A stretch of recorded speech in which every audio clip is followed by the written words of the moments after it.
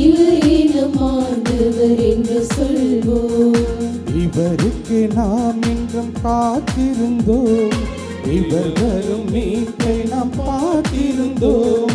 நம்மை படைத்தவரை, ஆற்றலோடு வந்து நம்மை ஆள்பவரை, ஆட்சியோடு இங்கு நம்மை காப்பவரை, மகிமையோடு இன்று நம் முன்னே இருக்கின்றார்.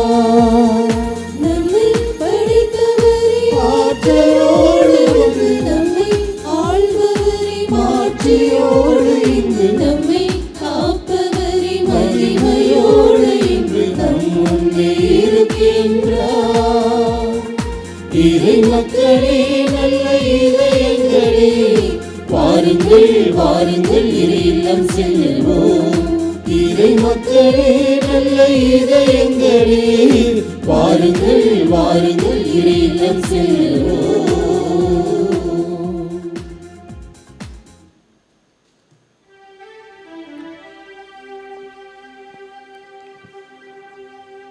தந்தை மகன் தூயாவியாரின் பெயராலே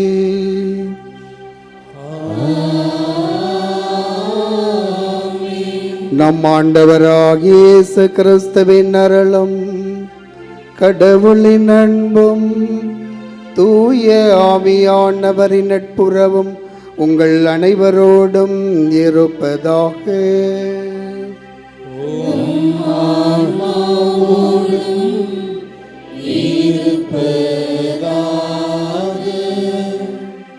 கிறிஸ்திய சிவில் பிரியமான சகோதர சகோதரிகளே, அன்னையின் அன்பு பக்தர்களே, மே மாதம் முதல் நாள் வணக்க மாத நாளை இன்று ஆரம்பிக்கின்றோம். மாதத்தின் முதல் வெள்ளி. இந்த நாளிலே நாம் உழைப்பாளர்களின் தினத்தை கொண்டாடி மகிழ்கின்றோம். உழைப்புக்கு முன் முயற்சி, உழைப்புக்கு பின் வெற்றி. முயற்சி, உழைப்பு, வெற்றி, இந்த 3 பண்புகளை மூலதனமாக கொண்டு அகில உலகம் முழுவதும் ஒவ்வொரு உழைப்பாளர்கள் உழைக்கின்ற பொழுது அந்த உழைப்பின் மேன்மையை உணர்கிறார்கள். அந்த உழைப்புக்கு அர்த்தத்தை கொடுக்கின்றார்கள். உழைப்பு அவர்களுக்கு வாழ்வளிக்கின்றது. அகில உலகமே உழைப்பால் இயங்குகின்றது, உழைப்பால் உண்கின்றான். விவிலிய கண்ணோட்டத்திலே இன்றைய நாளிலே புனித யோசேப்பு உழைத்து தன் குடும்பத்தை வழிநடத்தி இருக்கிறார். அப்படி உழைத்து குடும்பத்தை வழிநடத்திய அவர் நமக்கு ஒரு ரோல் மாடலாக, உழைப்பாளர்களின் பாதுகாவலராக திரு அவை இந்த நாளிலே அவரை கொண்டாடி மகிழ்கின்றது. அவருடைய பரிந்துரையை நாடி ஜெபிப்போம். அகில உலகில் இருக்கின்ற உழைப்பாளர்கள், குறிப்பாக கீழ்மட்டத்திலிருந்து உழைக்கின்ற ஒவ்வொருவரையும் நினைத்து பார்த்து அவர்களுக்காக, அவருடைய குடும்பங்களுக்காக ஜெபிப்போம். நம் குடும்பங்களில் உழைத்து கொண்டிருக்கிறார்கள், உழைக்கின்ற ஒவ்வொருவருக்காகவும் நாம் சிறப்பாக இந்த நாளிலே இந்த திருப்பலியிலே அன்னையின் பரிந்துரையை நாடியும் புனித யோசேப்புடைய பரிந்துரையை நாடியும் மன்றாடி ஜெபிப்போம். இந்த சிந்தனைகளோடு இங்கே கூடியிருக்கும் பக்தர்களின் கருத்துக்களுக்காகவும், ஜெயா பிளஸ் தொலைக்காட்சி, திருத்தல இணையதளம் மற்றும் அனைத்து சமூக ஊடகங்களின் வழியாக பங்கெடுக்கும் பக்தர்களின் கருத்துக்களுக்காகவும், இன்றைய நாளில் ஒளிபரப்பிற்கு உதவி செய்த நன்கொடையாளர்களின் குடும்ப கருத்துக்களுக்காகவும், நேற்று திருப்பலி எழுதி வைத்தவர்களின் கருத்துக்களுக்காகவும் ஒப்புக் கொடுக்கப்படுகிறது. மேலும் இந்த ஒளிபரப்பை காணுகின்ற அனைத்து அன்னையின் பக்தர்களையும் இறைவன் நிறைவாக ஆசீர்வதிக்கவும் இப்பலியிலே மன்றாடுவோம். Dear devotees, this Mass is offered for all the faithful gathered here and those who are participating through Jaya Plus, Shrine Web TV as well as other social media, and in a special way for all the sponsors of the live telecast Mass and those who wrote their Mass intentions yesterday, and all the devotees of Our Lady of Good Health, Velangani, who are watching the same. தூய மறை நிகழ்வுகளை கொண்டாட தகுதி பெறும் பொருட்டு பாவங்களை ஏற்றுக்கொள்வோம், மனம் மருந்துவோம்.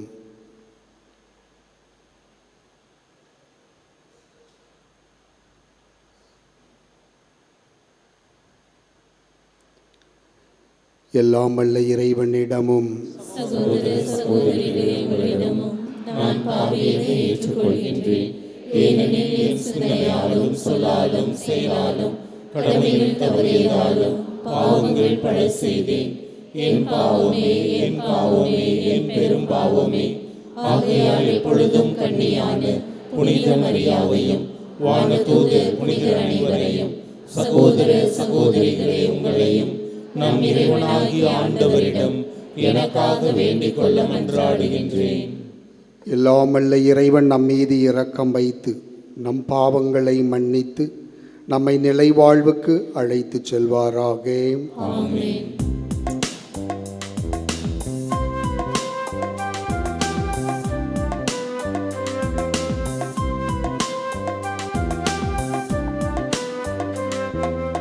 ஆண்டவரே இரக்கமாயிரும். ஆண்டவரே இரக்கமாயிரும். கிறிஸ்துவே இரக்கமாயிரும்.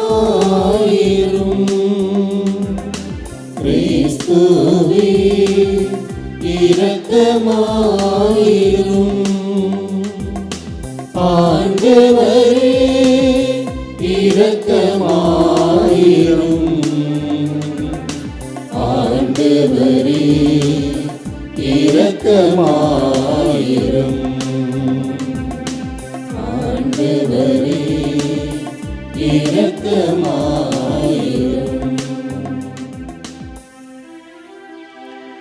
மன்றாடுவோமாக. எங்களை என்று பாதுகாத்து வழிநடத்தும் இறைவா, அனைத்தையும் உருவாக்கியவர் நீரே. மனிதர் உழைக்க வேண்டும் என்னும் நெறிமுறையை வகுத்துள்ளீரே.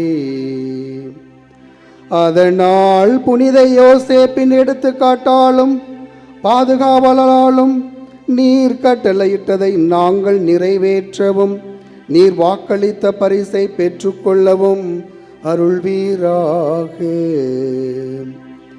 உம்மோடு தூயாவியாரின் ஒன்றிப்பில் இறைவனாய் என்றென்றும் வாழ்ந்து ஆட்சி செய்கின்றவர் வழியாக உம்மை மன்றாடுகிறோம்.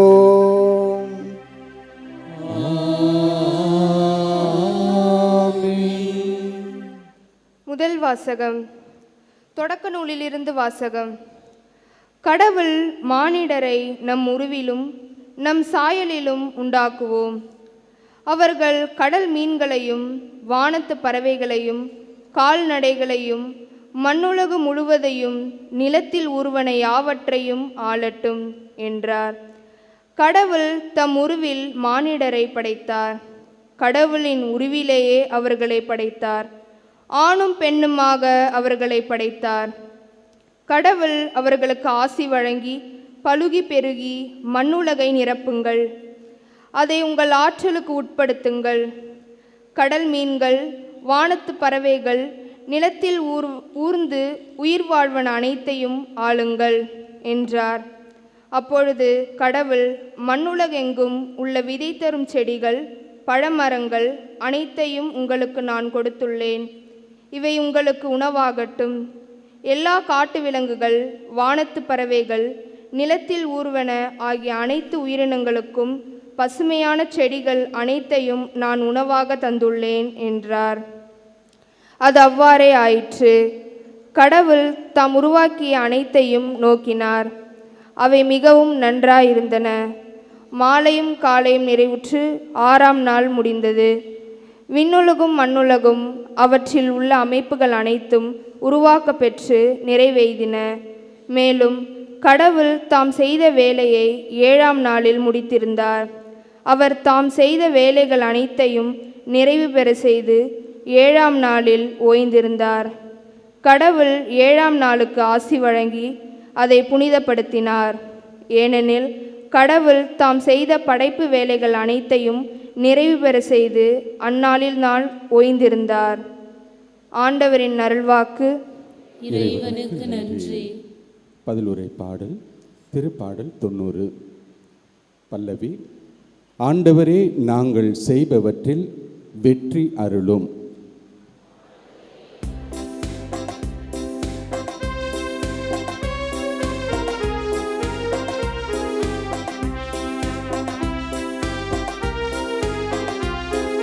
ஆண்டவரே நாங்கள் செய்பவற்றில் வெற்றி அருளும், வெற்றி அருளும். ஆண்டவரே நாங்கள் செய்பவற்றில் வெற்றி அருளும், வெற்றி அருளும். ஆண்டவரே நாங்கள் செய்பவற்றில் வெற்றி அருளும், வெற்றி அருளும். மனிதரை புழுதிக்கு திரும்பிட செய்கின்றேன், மானிடரை மீண்டும் புழுதியாக்குங்கள் என்கின்றே. ஏனெனில் 1000 ஆண்டுகள் உன் பார்வையில் கடந்து போன நேற்றைய நாள் போலவும் இரவின் ஒரு சாமம் போலவும் உள்ளன.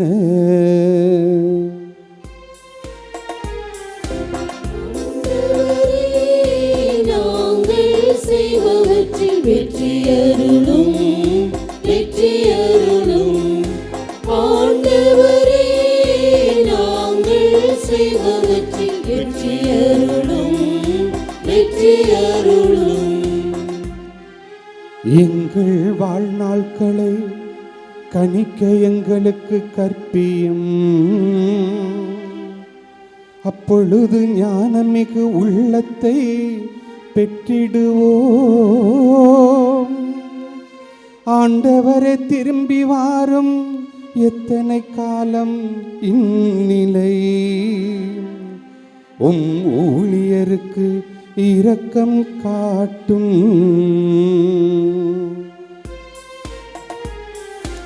ஆண்டவரே நாங்கள் செய்பவற்றில் வெற்றி அருளும், வெற்றி அருளும். ஆண்டவரே நாங்கள் செய்பவற்றில் வெற்றி அருளும், வெற்றி அருளும்.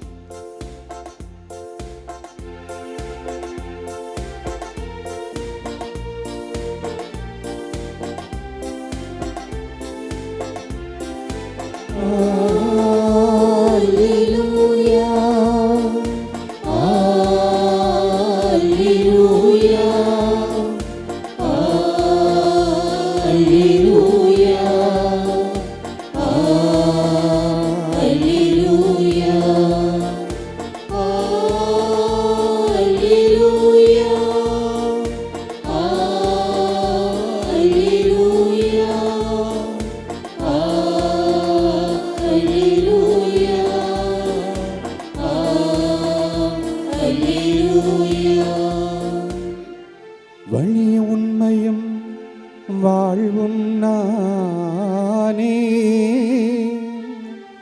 என் வழியாயன்றி எவரும் தந்தையிடம் வருவதில்லை என்கிறார் ஆண்டவர்.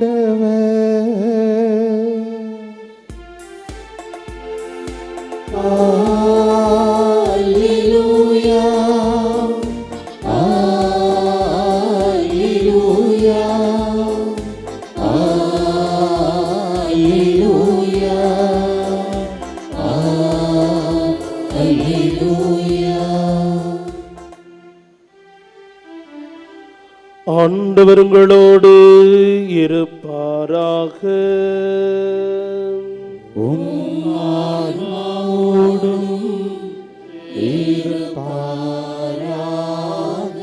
புனிதமத்தை எழுதிய தூய நற்செய்தியிலிருந்து வாசகம்.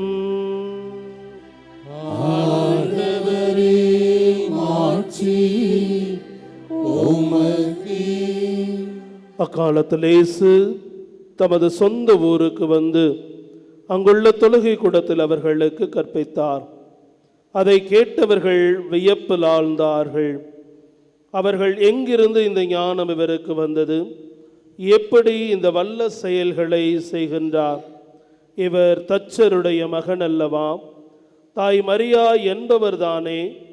யாக்கோபு, யோசேப்பு, சீமோன், யூதா ஆகியோர் இவருடைய சகோதரர் அல்லவா? இவர் சகோதரிகள் எல்லாரும் நம்மோடு இருக்கிறார்கள் அல்லவா? பின் இவருக்கு இவை எல்லாம் எங்கிருந்து வந்தன என்றார்கள். இவ்வாறு அவரை ஏற்றுக்கொள்ள அவர்கள் தயங்கினார்கள். இயேசு அவர்களிடம், தம் சொந்த ஊரிலும் வீட்டிலும் தவிர மற்றெங்கும் இறைவாக்கினர் மதிப்பு பெறுவர் என்றார். அவர்களுக்கு நம்பிக்கை இல்லாததால் அவர் அங்கு பல வல்ல செயல்களை செய்யவில்லை.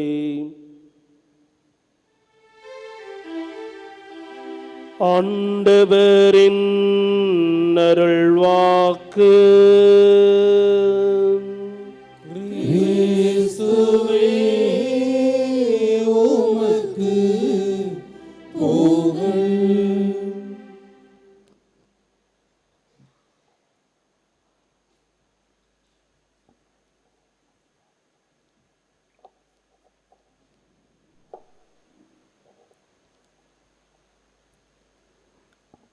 விடாமுயற்சி, உழைப்பு, வெற்றி. கிறிஸ்திய சிவல் பிரியமான சகோதர சகோதரிகளே, அன்னையின் அன்பு பக்தர்களே, மே 1ஆம் நாள் இன்று அகில உலக தொழிலாளர் நாளாக நாம் கொண்டாடி மகிழ்ந்து கொண்டிருக்கிறோம். அதே வேளையிலே திரு அவையிலே திருத்தந்தை 12ஆம் பத்திநாதர் 1955ஆம் ஆண்டு இதே நாளில் ஒவ்வொரு வருடமும் உழைப்பாளர்களின் பாதுகாவலராக புனித சூசையப்பரை நினைவு கூர்ந்து நாம் கொண்டாட வேண்டும் என்று பணித்திருக்கிறார். இந்த தொழிலாளர் தினம் வரலாற்று பின்னணியை பார்க்கிற பொழுது அது நீண்ட வரலாறாக இருக்கிறது. ஒரு சிலவைகளை நான் சொல்லுகிறேன். 1886ஆம் ஆண்டு அமெரிக்காவிலே இதே நாளில் மே 1ஆம் தேதி சிகாகோவில் பல மணி நேரம் வேலை இருந்தது. 12 மணி நேரம், 10 மணி நேரம், 8 மணி நேரமாக இருக்க வேண்டும் என்று பல்வேறு போராட்டங்கள் வெடித்தன. அதில் ஒரு சில பேர் உயிரையும் கொடுத்தனர். இந்த நாளில் அந்த போராட்டம் நடைபெற்ற நாளாக இருந்தனால் இந்த நாளை மே தினமாக, அதுவும் உழைப்பாளரின் நாளாக கொண்டாட வேண்டும் என்று அகில உலகம் நினைத்து இந்த நாள் வரை இன்று கொண்டாடப்பட்டு வருகிறது. இந்தியாவிலே முதல் மே தினம், அதாவது இன்று மே மாதம் 1ஆம் தேதி, குறிப்பாக 1923ஆம் ஆண்டு சென்னையிலே இந்த தினம் மே தினம் கொண்டாடப்பட்டது. உலக தொழிலாளர் தினமாக கொண்டாடப்பட்டது. ஒவ்வொரு நாட்டிலும் ஒரு சில வரலாறுகள் இருக்கின்றன. இப்படி இந்த உலக தொழிலாளர் தினமாக கொண்டாடுகின்ற இந்த நாளிலே உழைப்பை நாம் பார்க்க வேண்டும், அந்த உழைப்போரை மேன்மைப்படுத்த வேண்டும் என்ற சிந்தனையிலே இந்த நாளிலே உங்களை சிந்திக்க அழைக்கின்றேன். காரல் மார்க்ஸ் சொல்லுவார், உழைப்பே மானிடரின் இலக்கணம். உழைப்பே மானிடரின் இலக்கணம். அதாவது மனிதர் என்பவர் உழைப்பாளர் என வலியுறுத்துகிறார். ஒவ்வொரு மனிதரும் உழைப்பாளர். இன்றைக்கி எல்லாருமே உழைப்பில்லைன்னா இங்கே இல்லை. இப்போ நம்ம போடுற ட்ரெஸ்ஸு, நகை எல்லாமே உழைப்பு தான், யாராவது உடைய உழைப்பு. அப்படி உழைப்பே மனிதர் என்பவர் உழைப்பாளர் என்று காரல் மார்க்ஸ் வரையறுக்கிறார். பவுலடியார் 2 தெசலோனியர் புத்தகத்திலே 3ஆம் அதிகாரம் 13ஆவது வசனத்தில் இவ்வாறு சொல்லுவார், உழைக்க மனமில்லாதவன் உண்ணலாகாது, சோம்பேறியலாக தெரியாமல் உழைக்க வேண்டும், உழைக்க மனம் இல்லாதவன் உண்ணலாகாது என்று பவுலடியார் தெசலோனியர் புத்தகத்தில் இவ்வாறு சொல்லுகிறார். உழைப்போர் உதித்த வியர்வையின் ஒவ்வொரு துளியிலும் கண்டேன் இவ்வுலகு உழைப்போருக்குரியது என்று புரட்சி கவி பாவேந்தர் பாரதிதாசன் இவ்வாறு பாடுவார். உழைப்போர் உதித்த வியர்வையின் ஒவ்வொரு துளியிலும் கண்டேன் இவ்வுலகு உழைப்போருக்கு உரியது என்று. அப்போ முயற்சி, உழைப்பு, வெற்றி, இந்த மூன்றையும் நாம் சிந்திக்கின்ற பொழுது நிறைய பேர் நினைக்கலாம், நினச்சா வாழலாம், நினச்சா வாழலாம். தப்பு. உழைத்தால்தான் வாழலாம், உழைத்தால்தான் வாழலாம். நினச்சா எப்படி வேணாலும் நீ தாறுமாறாக வாழலாம். உழைத்தால் உழைப்புடைய வேர்வையை நீ உணர்வாய், அந்த உழைப்பின் ஊதியத்தை உணர்வாய், எவ்வளவு கஷ்டம் நஷ்டம் சொல்லி உணர்வாய். உலர்ந்து கொண்டு அதற்கேற்ற வாழ்வை நீ அமைத்து கொள்வாய். அதனால்தான் எப்படி வேண்டுமானால் வாழலாம் அல்ல, உழைத்தால் வாழலாம். இன்றைக்கி நிறைய பேர் பெரிய பெரிய மகான்கள், அதாவது அரசியல்வாதிகள் 1-2 பேர் தான் இருப்பாங்க உழைத்து முன்னேறியவர்கள்.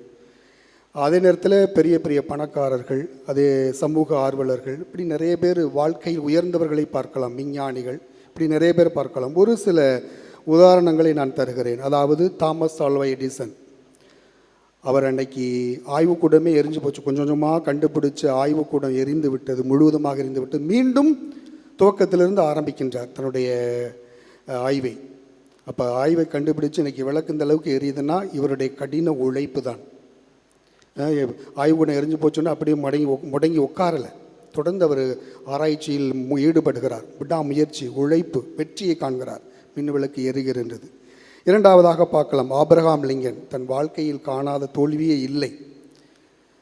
வாழ்க்கையில் நிறைய தோல்விகளை அவர் சந்தித்திருக்கிறார். குறிப்பாக நம்ம பார்க்கலாம், அவருடைய துவக்க கால வாழ்வு தோல்வி, காதலில் தோல்வி, தொழிலில் தோல்வி, செனட் சபையிலையும் தோல்வி, உடல் வியாதி அதுவும் அவரை தோற்கடித்தது. இப்படி ஏகப்பட்ட தோல்விகளை சந்தித்தவர்.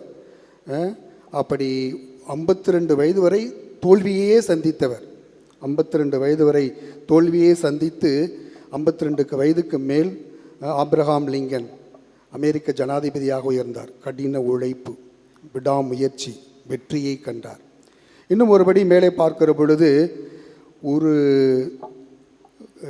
ஒரு கணினி வாங்கிறதுக்கு கூட காசு இல்லை, காசு இல்லாமல் துன்பப்பட்டவர் பில்கேட்ஸ். இன்று கணினி உலகின் அரசராக இருக்கிறார்.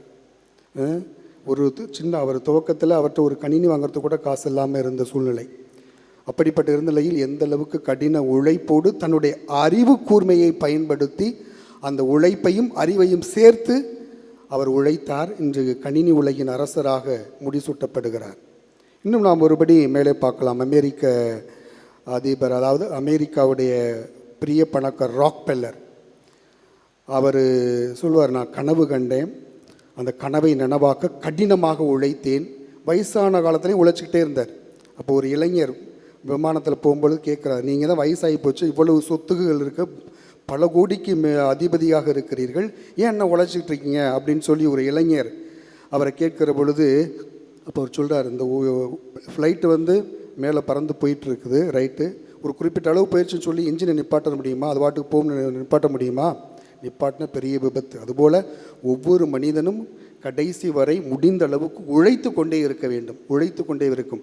உழைப்பு பணத்தை மட்டும் கொடுக்கலை, சந்தோஷத்தை கொடுக்குது, மகிழ்ச்சியை கொடுக்குது, குடும்பத்துக்கு ஒரு மன நிறைவை கொடுக்குது, உனக்கு உடல் சுகத்தை கொடுக்குது. இப்படி பல வகையான நிலைகளில் உழைப்பை கொடுக்கின்றது என்று இவர் அற்புதமாக சொல்லுவார். இன்னும் ஒருபடி மேலே போனோம்னா, நம்முடைய முன்னாள் ஜனாதிபதி டாக்டர் அப்துல் கலாம் ரொம்ப அற்புதமாக அவருடைய வாழ்க்கையை படிக்கின்ற பொழுது துவக்கத்திலிருந்து எவ்வளவு கஷ்டப்பட்டார்.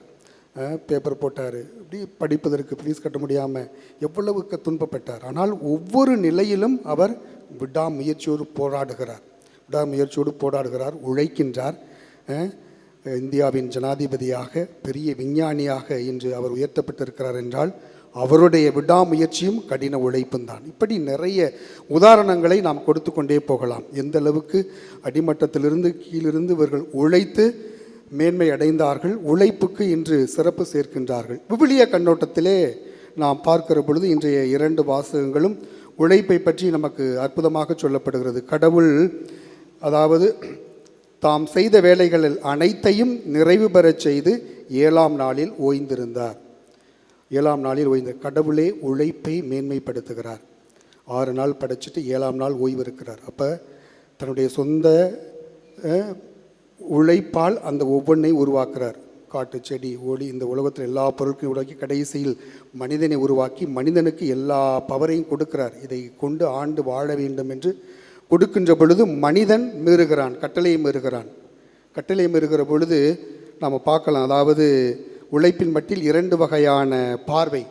ஒன்று, உழைப்பு ஒரு சாபமாக பார்க்கப்படுகிறது. இன்னொன்று, உழைப்பு கடவுளுடைய கொடையாக பார்க்கப்படுகிறது. சாபமாக பார்க்கப்படுகிறது என்று சொல்கிறது என்றால், ஏதன் தோட்டத்திலிருந்து அந்த 2 பேரும் வெளியேற்றப்பட்டார்கள். கடவுள் அந்த கட்டளையை மீறினார்கள், பாவம் செய்தார்கள், வெளியேற்றப்பட்டார்கள். அப்போ தொடக்க நூல் 3:17 நம்ம பார்க்கலாம். அதாவது நெற்றி வீரவை நிலத்தில் விழ நீ பாடுபட வேண்டும் அப்படின்னு சொல்லி கடவுள் அந்த ஒரு வார்த்தையை சொல்கிறார். அதை நேர்மறையாக எடுத்துக்கொண்டால் அது உண்மையிலேயே உழைப்பு ஆசீர்வதிக்கப்படும். எதிர்மறையாக எடுத்தால் நம்ம உழைக்க வேண்டாம்னு சொல்லி சோம்பேறித்தனமாக இருக்கும்.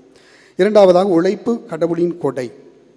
எல்லாமே கடவுளின் கொடையாக இருக்குது. நம்ம உழைக்கின்ற உழைப்பு எல்லாமே கடவுள் நம்முடைய உழைப்பின் மூலம் நிறைய ஆசீர்வதிக்கிறார், நிறைய கொடுக்கிறார். அப்போ கடவுள் அந்த உழைப்பை ஆசீர்வதிக்கின்ற உழைப்பை மேன்மைப்படுத்துகிறார். இதே பின்னணியில் இன்றைய நற்செய்தியிலே நாம் பார்க்கலாம். இவர் தச்சரின் மகன் அல்லவா? கண்டிப்பாக சூசேப்பர் நிறைய ஆண்டவர் இயேசுவுக்கு கற்றுக் கொடுத்துருக்கணும். துவக்கத்திலிருந்தே இந்த வேலை இப்படி செய்யணும் தச்சு தொழிலை நுணுக்கமாக கற்றுக் கொடுத்துருக்கணும்.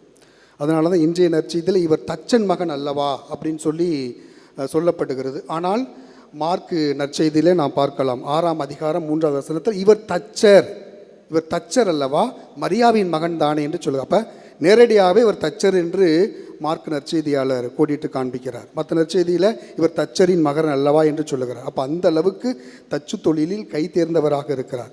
இப்படி ஒரு குலத்தொழில் தச்சு வேலை செய்கிறாங்களே, இவருடைய குடும்பத்திலிருந்து எப்படியா இவருக்கு இப்படிப்பட்ட ஞானம் வந்தது, எப்படிப்பட்ட ஞானம் இவருக்கு கிடைத்தது? இவர் அதனால தான் அந்த சொந்த ஊர் அவங்களுடைய மக்கள் ஏற்றுக்கொள்ள முடியவில்லை. அவர் வல்ல செயல் செய்கிற பொழுது அவர்கள் ஏற்றுக்கொள்ள, இவர் தச்சரின் மகன், இவரே ஒரு தச்சர், தாய் மரியா, இவருடைய சூசேப்பர் எல்லாரும் நமக்கு தெரியும், சகோதரி எல்லாரையும் தெரியும். இப்படி குடும்ப பின்னணியை குலத்தொழிலை வச்சு இவருக்கு எதுவும் இருக்காது அப்படின்னு சொல்லி இவங்களாக ஒரு முடிவு செய்து அவரை ஏற்றுக்கொள்ளவில்லை, நம்பவில்லை. அதனால தான் அங்கே வல்ல செயல்கள் செய்யவில்லை. ஆனால் ஆண்டவர் இயேசு எதற்கும் தொய்வில்லை.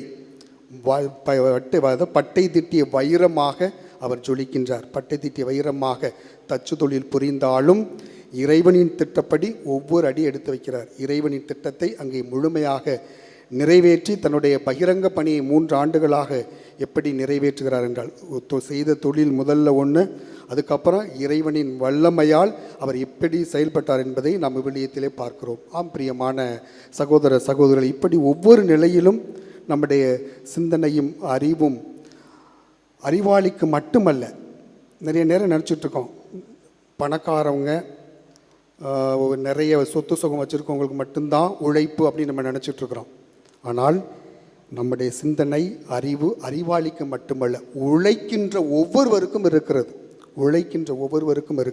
அதனால்தான் வியர்வை சிந்தும் கரங்கள் எப்பொழுதும் உயரட்டும், வியர்வை சிந்தும் கரங்கள் எப்பொழுதும் உயரட்டும். அதனால தான் பவுலடியார் மிகவும் அற்புதமாக கொலோசியர் புத்தகத்தில் அருமையாக சொல்லுவார். அதாவது குடும்பத்துடைய ஒழுக்கம் என்ற தலைப்பிலே அவர் சொல்லுவார். தாய் எப்படி இருக்கணும், தந்தை எப்படி இருக்கணும், பிள்ளைகள் எப்படி இருக்கணும்னு சொல்லிட்டு கடைசி அவர் சொல்கிறார் 3ஆம் அதிகாரம், கொலோசியர் புத்தகத்தில் 3ஆம் அதிகாரம் 22-23 இவ்வாறு சொல்லுவார். ஆண்டவருக்கு அஞ்சி முழு மனதோடு வேலை செய்யுங்கள். ஆண்டவருக்கு அஞ்சி முழு மனதோடு வேலை செய்யுங்கள். நீங்கள் செய்கின்ற அனைத்து வேலைகளையும் மனிதருக்காக அல்ல, ஆண்டவருக்காகவே செய்யுங்கள்.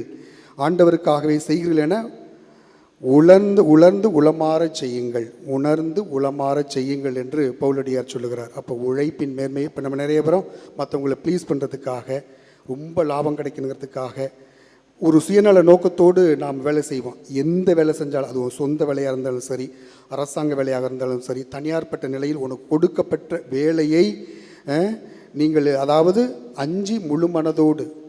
ஆண்டவருக்கு அஞ்சி முழு மனதோடு வேலை செய்யுங்கள் என்று சொல்கிறார். அந்த நிலையில் ஒவ்வொரு உழைப்பாளியும் செய்கிற பொழுது நிச்சயமாக அந்த உழைப்பு அவனை மேன்மைப்படுத்தும், அந்த உழைப்பு அவனை உருவாக்கும், அந்த உழைப்பு அவனை வாழ வைக்கும். ஆம் பிரியமான சகோதர சகோதரிகள், இப்படி தந்தை இறைவன், இறைமகன் இயேசு உழைத்தார்கள், அந்த உழைப்பை மேன்மைப்படுத்தினார்கள். உழைப்போரை மாண்புடன் நடத்த வேண்டும், அதாவது உழைப்போரை நாம் மாண்பு நடத்த வேண்டும் என்று அவர்கள் நமக்கு ஒரு ரோல் மாடலாக இருந்திருக்கிறார்கள். இந்த நாளிலே நாம் புனித சூசையப்பரை நினைவு கூர்ந்து தொழிலாளர் அனைவருக்கும் ஜெபிக்க அவருடைய பரிந்துரையை நாட இந்த நாளிலே நாம் கடமைப்பட்டிருக்கிறோம். குறிப்பாக யோசேப்பு தன் சொந்த உழைப்பால் குடும்பத்தை பேணி காத்து வழி நடத்தினார். கடவுளுடைய அருட்கரம் ஒரு பக்கம் இருந்தாலும் இன்னொரு பக்கம் தன்னுடைய சொந்த உழைப்பால் குடும்பத்தை பேணி காத்து வழி நடத்தினார். பல்வேறு துன்பங்கள், இடைஞ்சல்கள், இன்னல்கள் எல்லாம் வந்தன. அவையெல்லாம் மீறி கடவுளுடைய அருள் துணையோடு உழைத்து அன்னை மரியாவையும் ஆண்டவர் இயேசுவையும் அவருடைய உற்றார் உறவினர்களையும் வழி நடத்தி இருக்கிறார். இப்போ சொந்த உழைப்பால் ஒரு நீதிமான், அதைத்தான் நம்ம பார்க்கணும், நேர்மையாளர். அந்த நேர்மைக்குள்ளே எல்லாமே அடங்கியிருக்கிறது. தன்னுடைய தொழிலையும் ஆண்டவர் இயேசுவுக்கு கற்றுக் கொடுத்திருக்கிறார். கண்டிப்பாக, ஏன்னா இவர் ஒரு தச்சர் அப்படின்னு சொல்லி மார்க் சொல்வது போல கண்டிப்பாக எல்லா நுணுக்கத்தையும் ஆண்டவர் இயேசுவுக்கு கற்றுக் கொடுத்திருக்கிறார்.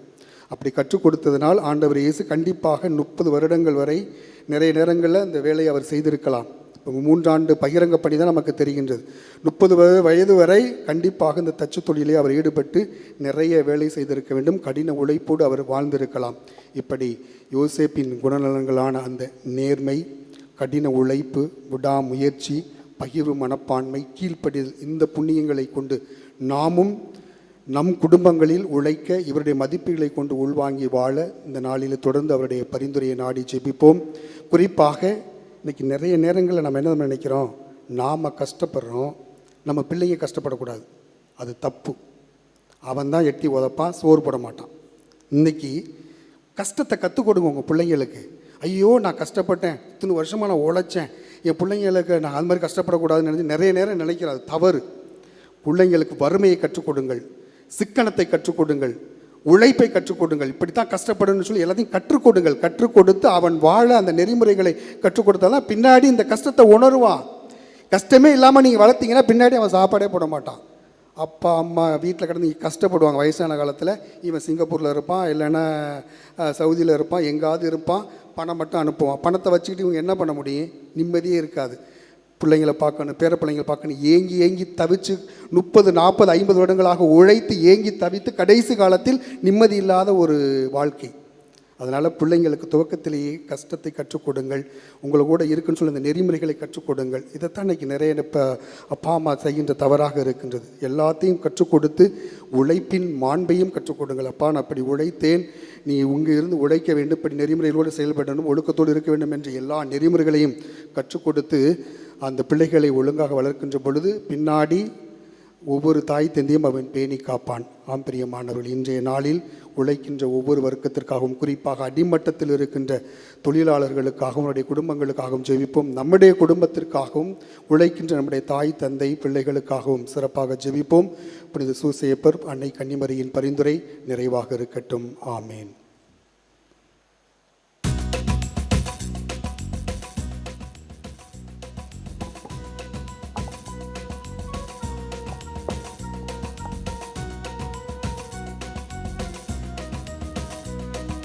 பலியிட வருகின்றோ, எமை பலியென தருகின்றோ,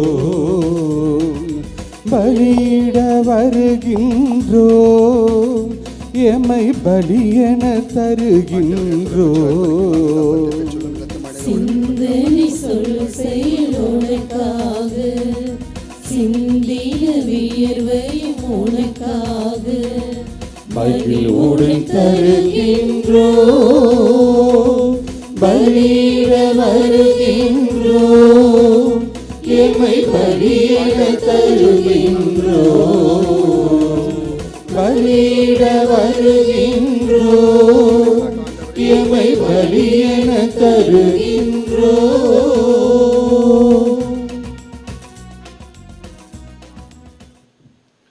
சகோதர சகோதரிகளே, என்னுடையதும் உங்களுடையதுமான இப்பலி எல்லாம் அல்ல தந்தையாகிய இறைவனுக்கு ஏற்றதாகும்படி ஜெபியுங்கள். ஆண்டவர் தமது பேரின் புகழ்ச்சிக்காகவும் ஆட்சிக்காகவும் நமது நன்மைக்காகவும் புனித திரு அவை அனைத்து நலனுக்காகவும் உமது கையிலிருந்து இப்பலியை ஏற்றுக்கொள்வாராக. இரக்கம் அனைத்துக்கும் ஊற்றாகிய இறைவா, புனித யோசேப்பின் நினைவு கொண்டாட்டத்தில் நாங்கள் உமது மாண்புக்காக கொண்டு வரும் எங்கள் காணிக்கைகளை கண்ணோக்கி அருளும். இவ்வாறு உம்மை மன்றாடுவோருக்கு இக்காணிக்கைகள் பாதுகாவலாயிருக்க கனிவுடன் அருள்வீராக. எங்கள் ஆண்டவராகிய கிறிஸ்து வழியாக உம்மை மன்றாடுகிறோம்.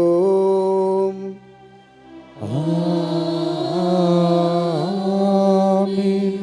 ஆண்டவர் உங்களோடு இருப்பாராக.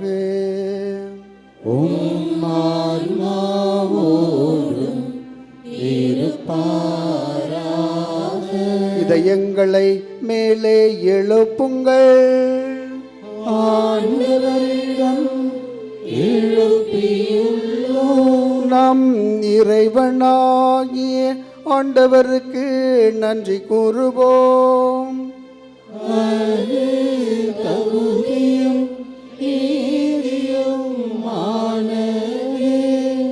ஆண்டவரே, தூயவரான தந்தையே, என்றும் உள்ள எல்லாமல்ல இறைவா, எந்நாளும் எவ்விடத்திலும் நாங்கள் உமக்கு நன்றி செலுத்துவதும் புனித யோசேப்பின் நினைவு கொண்டாட்டத்தில் தக்க புகழுரை சாற்றி உம்மை ஏத்தி போற்றுவதும் மெய்யாகவே தகுதியும் நீதியுமாகும், எங்கள் கடமையும் மீட்புக்குரிய செயலுமாகும். நேர்மையாளராகிய அவரை கடவுளின் தாயாகிய கன்னிமரியாவுக்கு கணவராக தந்தருளினார். தூய ஆவி நிழலிட்டதால் அந்த அன்னை கருத்தரித்த உம்முடைய ஒரே திருமகனாகிய எங்கள் ஆண்டவர் இயேசு கிறிஸ்துவுக்கு தந்தையைப் போல இருந்து காப்பாற்றும் வண்ணம் நம்பிக்கையும் முன்மதியும் உள்ள பணியாளர் என அவரை உமது குடும்பத்துக்கு தலைவராக ஏற்படுத்தினீர். கிறிஸ்து வழியாக உமது மாண்பை வானதுதர் புகழ்கின்றனர், தலைமை தாங்கோர்மை வழிபடுகின்றனர், அதிகாரம் செலுத்தூரும் திருமுன் நடுங்குகின்றனர். வானங்களும் அவற்றுள்ள ஆற்றல்களும் சேராபீன்களும் ஒன்று கூடி அக்களித்து கொண்டாடுகின்றனர். அவர்களோடு எங்கள் குரலையும் சேர்த்து கொள்ளுமாறு நாங்கள் உம்மை தாழ்மையுடன் இறைஞ்சி புகழ்ந்து சொல்வதாவது: தூயவர் தூயவர் தூயவர், வான்படைகளின் கடவுளாம் ஆண்டவர், விண்ணகமும் மண்ணகமும் உமது ஆட்சியால் நிறைந்துள்ளன. உன்னதங்களிலே ஓசன்னா. ஆண்டவர் பெயரால் வருகிறவர் ஆசி பெற்றவர். உன்னதங்களிலே ஓசன்னா. ஆண்டவரே, நீர் மெய்யாகவே தூயவர், தூய்மை அனைத்துக்கும் ஊற்று. ஆகவே உம்முடைய ஆவியை பொழிந்து இக்காணிக்கைகளை தூய்மைப்படுத்த உம்மை வேண்டுகிறோம்.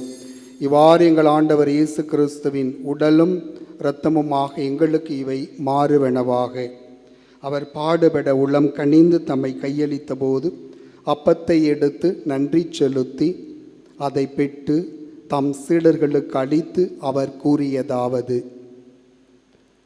அனைவரும் இதிலிருந்து பெற்று உண்ணுங்கள், ஏனெனில் இது உங்களுக்காக கையளிக்கப்படும் என் உடல்.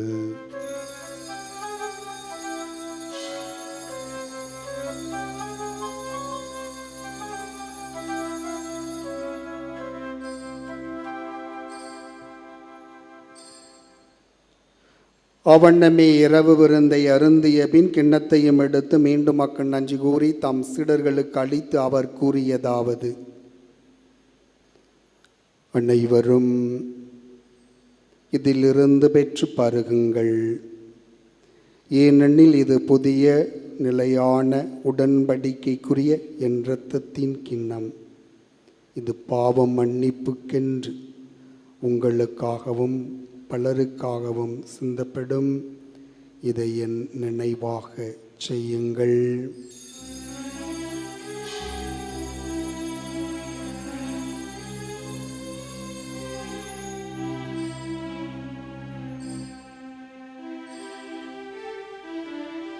நம்பிக்கையின் மறைபொருள்.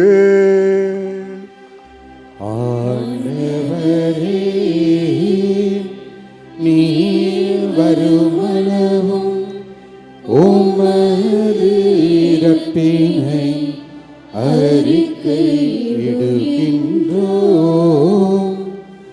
உமது உயிர்ப்பினையும் எடுத்துரைக்கின்றோம்.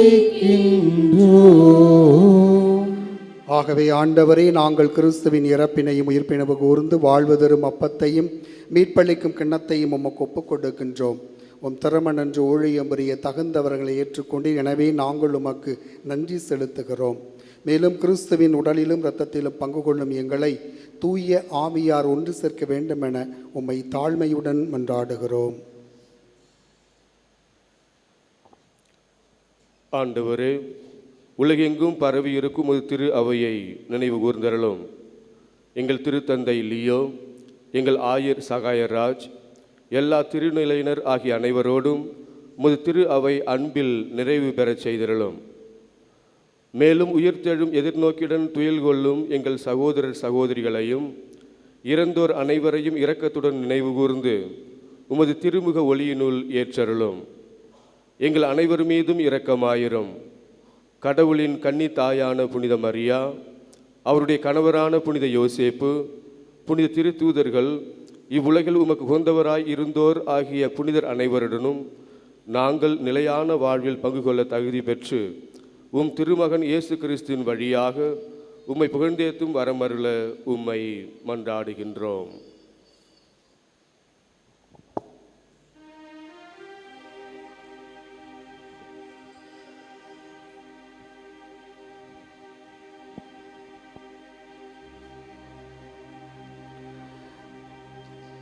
இவர் வழியாக இவரோடு இவரில்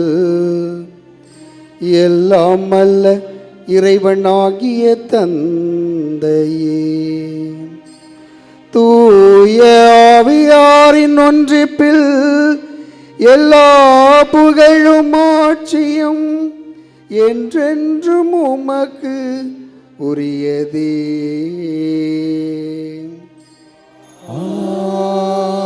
ஆமென். ஆமென்.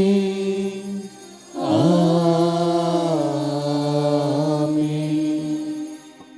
மீட்பரின் கட்டளையால் கற்பிக்கப்பட்டு இறை படிப்பினையால் பயிற்சி பெற்று நாம் துணிந்து சொல்லுவோம். விண்ணுலகில் இருக்கின்ற எங்கள் தந்தையே, உமது பெயர் தூயது என போற்ற பெறுக. உமது ஆட்சி வருக. உமது திருவுளம் விண்ணுலகில் நிறைவேறுவது போல மண்ணுலகிலும் நிறைவேறுக. எங்கள் அன்றாட உணவை இன்று எங்களுக்கு தாரும். எங்களுக்கு எதிராக குற்றம் செய்வோரை நாங்கள் மன்னிப்பது போல எங்கள் குற்றங்களை மன்னியும். எங்களை சோதனைக்கு உட்படுத்தாதையும், தீமையிலிருந்து எங்களை விடுவித்தருளும். ஆண்டவரே, தீமை அனைத்திலும் இருந்து எங்களை விடுவித்து எங்கள் வாழ்நாளில் அமைதியை கனிவுடன் அருளுமை மன்றாடுகின்றோம். உமது இரக்கத்தின் உதவியால் நாங்கள் பாவத்திலிருந்து எப்போதும் விடுதலை பெற்று யாதொரு கலக்கமும் இன்றி நலமாயிருப்போமாக. நாங்கள் எதிர்நோக்கி இருக்கும் பேரின்பத்திற்காகவும் எம் மீட்பராகிய இயேசு கிறிஸ்துவின் இரண்டாம் வருகைக்காகவும் காத்திருக்கின்றோம். ஆண்டவரே இயேசு கிறிஸ்துவே, அமைதியை உங்களுக்கு விட்டுச் செல்கிறேன், என் அமைதியையே உங்களுக்கு அளிக்கின்றேன் என்று உம் திருத்தூதர்களுக்கு மொழிந்தீரே. எங்கள் பாவங்களை பாராமல் உமது திரு அவையின் நம்பிக்கையை கண்ணோக்கி உமது திருவுளத்திற்கு ஏற்பதற்கு அமைதியையும் ஒற்றுமையையும் அளித்தருள்வீராக. என்றென்றும் வாழ்ந்து ஆட்சி செய்கின்றவர் நீரே. ஆண்டவருடைய அமைதி என்றும் உங்களோடு இருப்பதாக. ஒருவருக்கொருவர் இயேசாண்டவர் கொடுத்த அமைதியை பகிர்ந்து மகிழ்வோம். அமைதி. உலகின் பாவங்களை போக்கும் இறைவனின் செம்மறியே, எங்கள் மேல் இரக்கமாயிரும்.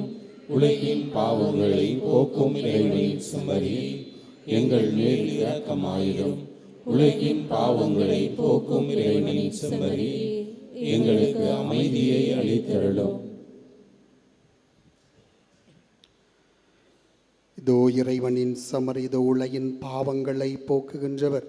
சமரியின் விருந்துக்கு அழைக்கப்பெற்ற நாம் அனைவரும் பேறு பெற்றோர்.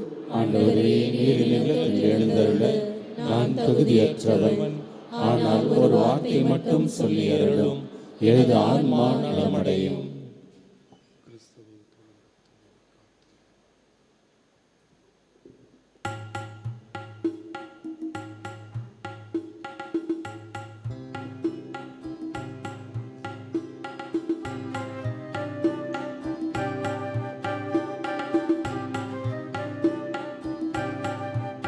சரி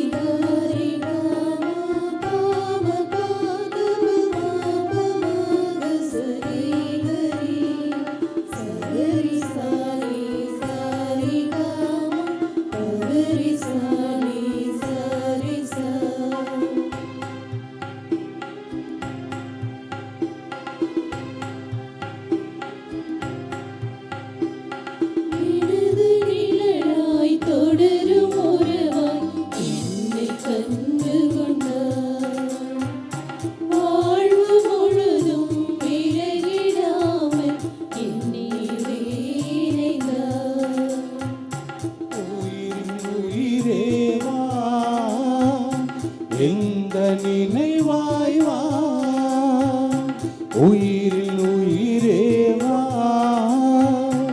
எந்த நினைவாய் வா.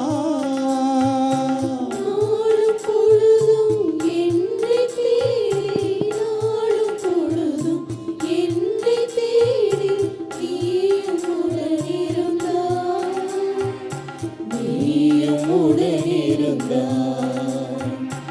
எனது இணையாய் தொடரும் உறவாய் என்னை கண்டு கொண்டார்.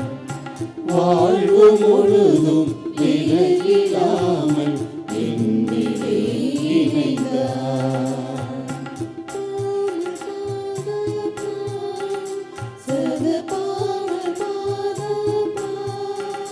சரி கரி சகாரி நீ ப கரி சனி தபமா.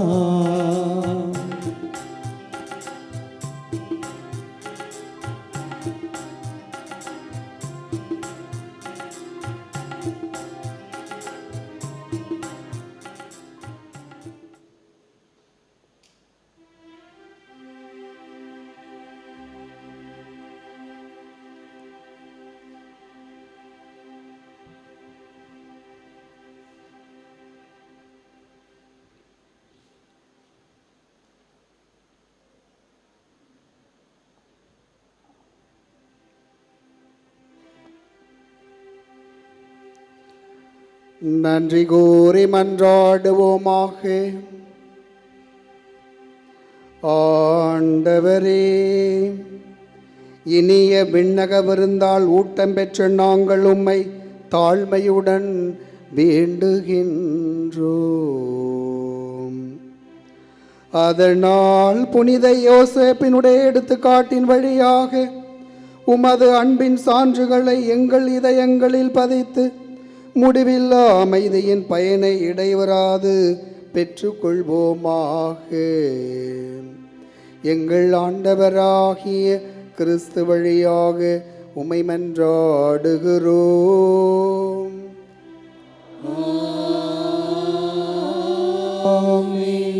ஆண்டவர் உங்களோடு இருப்பாராக.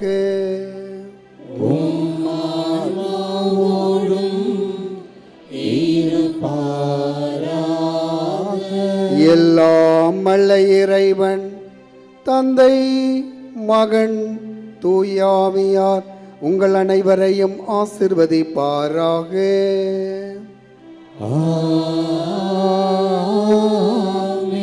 சென்று வாருங்கள், திருப்பலி நிறைவுற்றது. இறைவனுக்கு நன்றி.